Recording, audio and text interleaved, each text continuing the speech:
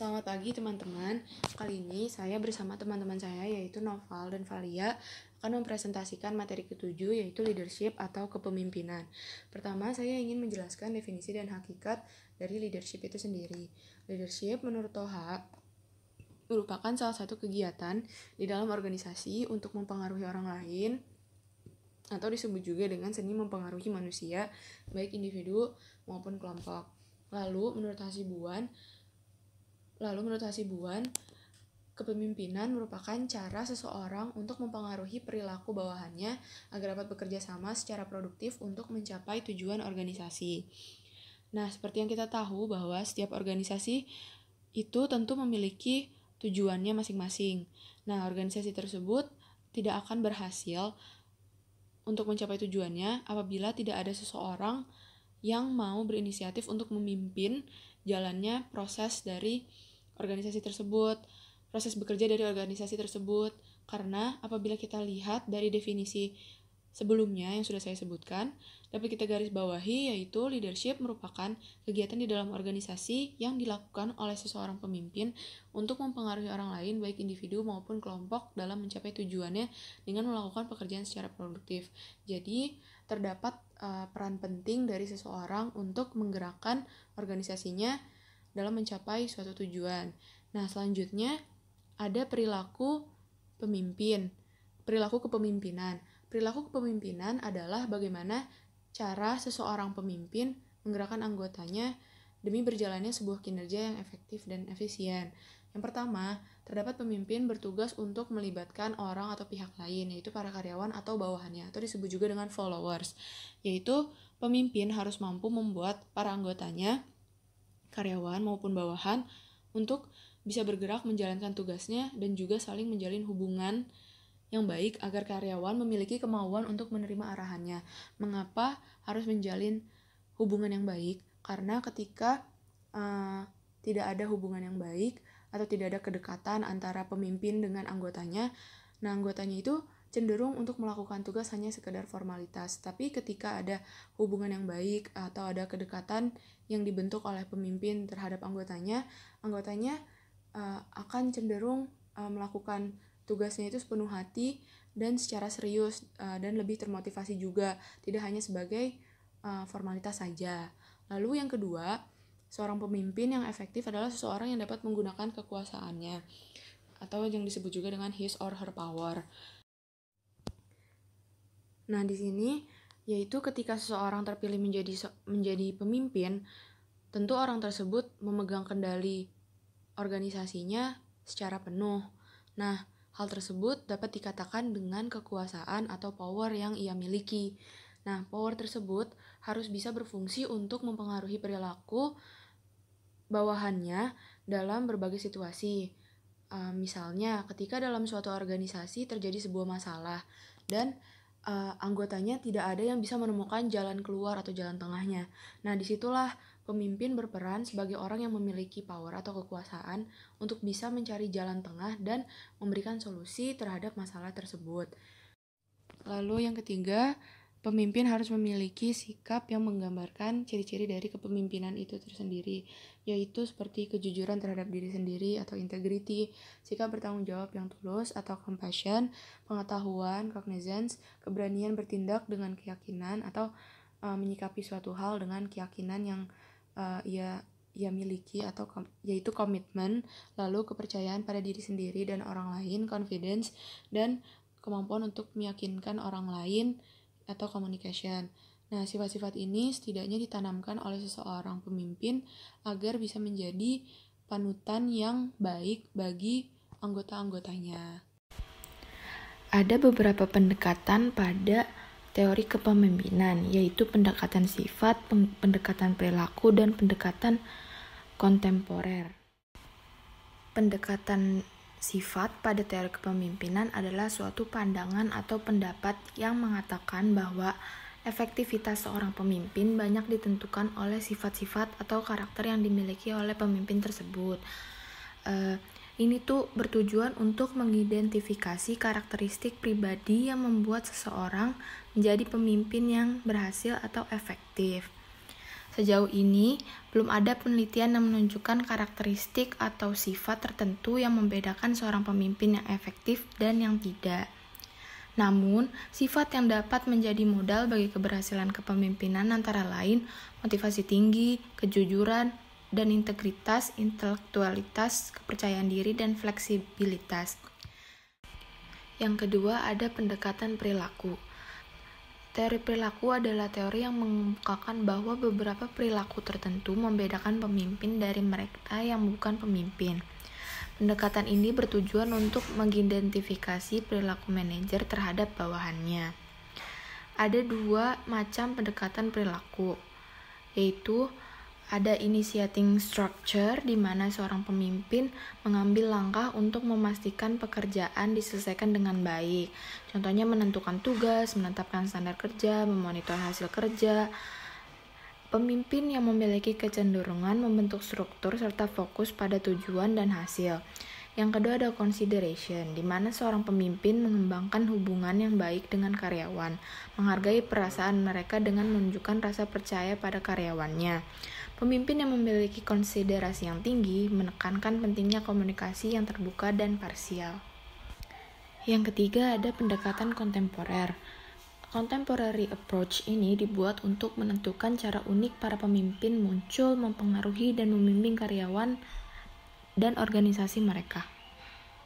Menurut Leader-Member Exchange Theory, teori ini mengatakan bahwa pemimpin membuat sebuah hubungan yang istimewa terhadap beberapa individu dalam organisasinya. Individu yang mendapatkan kepercayaan dari pemimpin diberikan perhatian khusus dan diberikan tanggung jawab dan hak khusus dalam organisasi, menyebabkan kinerja yang lebih tinggi, tingkat turnover yang rendah, dan kepuasan kerja yang lebih tinggi. Sebaliknya, individu-individu lain dalam organisasi akan menerima sedikit perhatian dan waktu, memiliki hubungan berdasarkan peraturan formal, dan memungkinkan turnover yang tinggi. Selanjutnya, saya akan menjelaskan tentang kepemimpinan transaksional. Kepemimpinan ini terjadi jika seorang pemimpin memperhatikan persyaratan, peran, dan tugas dari para pegawai di suatu organisasi tersebut. Kepemimpinan ini juga terjadi jika adanya sejenis hubungan pertukaran atau exchange relationship antara satu dengan yang lainnya. Hubungan pertukaran yang dimaksud itu meliputi yang pertama adalah contingent reward. Contingent reward ini berhubungan dengan upah yang diberikan kepada pegawai atas kinerja yang telah dihasilkan. Lalu yang kedua itu ada management by exception aktif, yaitu di mana seorang pemimpin melakukan pengawasan dan mencari penyimpangan atas aturan dan standar yang ada. Yang selanjutnya melakukan tindakan korektif jika ada penyimpangan yang terjadi. Lalu yang ketiga itu ada manajemen by exception pasif, di mana seorang pemimpin hanya bertindak jika penyimpangan tersebut benar-benar terjadi. Dan yang terakhir itu ada laissez-faire, atau di mana seorang pemimpin tersebut tidak melakukan apa-apa atau do nothing. Nah, dari sini, dari keempat hubungan pertukaran ini dapat kita simpulkan bahwa kepemimpinan transaksional kurang memiliki pengaruh yang signifikan terhadap perubahan baik organisasi itu sendiri maupun bagi para pekerjanya. Selanjutnya itu ada kepemimpinan transformasional, di mana di sini seorang pemimpin berusaha untuk mengangkat motivasi dan moralitas para pengikutnya ke tingkat yang lebih tinggi. Yang dengan ini anggota organisasi memiliki tingkat komitmen yang tinggi terhadap organisasi. Kepemimpinan transformasional ini dapat dilakukan dengan 4 cara. Yang pertama itu ada idealized influence, di mana di sini seorang pemimpin memberikan visi dan misi, menanamkan kebanggaan, serta mendapatkan rasa hormat dan kepercayaan terhadap pegawainya. Lalu yang kedua itu ada inspirational motivation, di mana di sini seorang pemimpin berupaya untuk memotivasi seluruh pegawainya dengan mengkomunikasikan harapan yang tinggi serta mengkomunikasikan tujuan organisasi secara sederhana. Lalu yang ketiga itu ada intellectual stimulation, di mana di sini seorang pemimpin melatih pegawainya dengan meningkatkan kecerdasan, rasionalitas, dan pemecahan masalah dengan cermat. Dan yang terakhir itu ada individualized consideration, di mana di sini seorang pemimpin memberikan perhatian secara personal, memperlakukan pegawai secara individual, melatih serta memberi saran kepada mereka. Lalu, kepemimpinan transformasional ini dibagi lagi ke dalam dua bentuk. Yang pertama itu ada individual focus, di mana di sini seorang pemimpin memicu pengikutnya secara individual untuk dapat mengembangkan ide, kemampuan, dan meningkatkan kepercayaan dirinya. Dan yang kedua ada team focus transformational, di mana di sini seorang pemimpin berupaya untuk mempersatukan kinerja seperti melakukan sentralisasi tanggung jawab, lalu menanamkan nilai dan keyakinan bersama, serta menanamkan tujuan organisasi menjadi tujuan bersama. Adapun perbandingan dari kepemimpinan transaksional dan transformasional yang telah dijelaskan sebelumnya. Kepemimpinan transaksional cenderung memiliki pengaruh yang lebih signifikan dan efektif jika dibandingkan dengan kepemimpinan transaksional. Hal ini dikarenakan upaya yang dilakukan pada kepemimpinan transformasional memiliki pengaruh atau impact secara langsung terhadap perkembangan pegawainya, yang mana hal ini dapat berimbas kepada perkembangan organisasinya itu sendiri.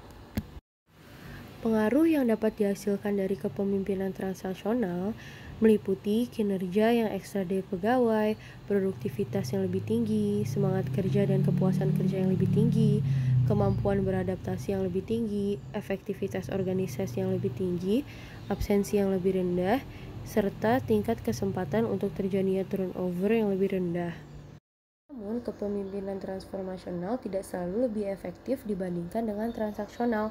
Hal ini dapat dibuktikan dengan masih banyaknya organisasi yang memilih untuk melakukan transaksional yang berupa contingent reward karena menganggap upaya tersebut lebih efektif jika dibandingkan dengan upaya transformasional. Dari sini dapat kita simpulkan bahwa tingkat keefektifan tersebut tergantung dari organisasinya itu sendiri. Selanjutnya, saya akan menjelaskan mengenai emotional intelligence atau EI pada seorang pemimpin. Seorang pemimpin yang memiliki kemampuan untuk menunjukkan emosinya dengan baik, seperti menunjukkan simpati dan antusiasme terhadap performa yang baik dan menunjukkan sifat iritasi terhadap performa yang kurang baik, akan memicu adanya keefektifan dalam proses kepemimpinan tersebut. Emotional intelligence juga berhubungan dengan empati yang dimiliki oleh seorang pemimpin tersebut, seperti mengetahui apa yang dibutuhkan oleh pihak lain, mendengarkan saran dari pengikutnya dengan baik, serta peka terhadap lingkungannya. Selanjutnya, saya akan menjelaskan mengenai kepemimpinan yang bertanggung jawab yang dibagi ke dalam dua bentuk. Yang pertama adalah ethical leadership. Seorang pemimpin itu perlu menerapkan etika pada proses kepemimpinannya sehingga ia dapat mempengaruhi tidak hanya pengikut langsungnya saja, namun juga kepada seluruh struktur komando yang ada, dikarenakan pemimpin tersebut dapat menciptakan budaya etika dan moral yang diikuti oleh seluruh pekerja di organisasi tersebut. Ciri-ciri pemimpin yang beretika yaitu pemimpin yang menghindari adanya konflik interpersonal di dalam organisasi serta dapat memicu pekerjanya untuk lebih aware terhadap hubungan antar sesamanya. Lalu juga pemimpin ini bersikap adil dan jujur kepada seluruh pengikutnya dengan informasi yang akurat. Bentuk yang kedua adalah servant leadership. Servant leadership merupakan kepemimpinan di mana seorang pemimpin mencari peluang potensi yang dapat dikembangkan dari para pengikutnya. Dengan potensi yang telah dikembangkan tersebut dapat memicu adanya kepercayaan diri, komitmen, serta kepercayaan atas adanya keadilan terhadap organisasi oleh pegawai tersebut. Selanjutnya, saya akan menjelaskan tentang keefektifan pemimpin atau trust leadership atau trust in leadership. Nah, pertama saya akan mendefinisikan kepercayaan itu sendiri. Kepercayaan atau trust merupakan kondisi di mana seseorang mempercayai keputusan yang dibuat oleh orang lain karena adanya ekspektasi atau harapan yang positif dalam memberikan solusi dari suatu permasalahan.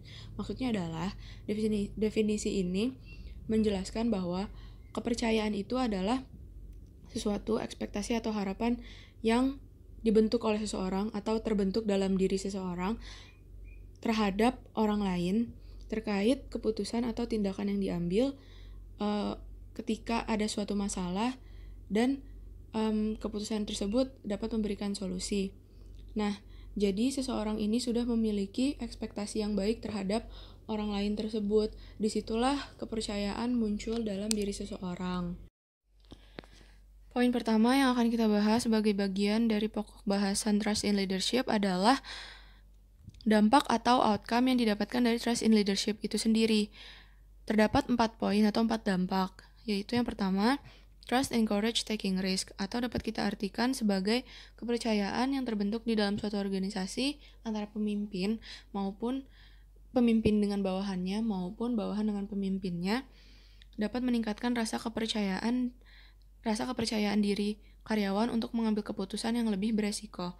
Maksudnya adalah ketika karyawan dihadapi oleh suatu permasalahan yang mendesak dan ia harus mengambil keputusan yang memiliki resiko tinggi dan di luar dari arahan atau kendali pemimpinnya, maka hal tersebut menandai bahwa sikap saling percaya telah mendorong keputusan karyawan tersebut atau tindakan karyawan tersebut untuk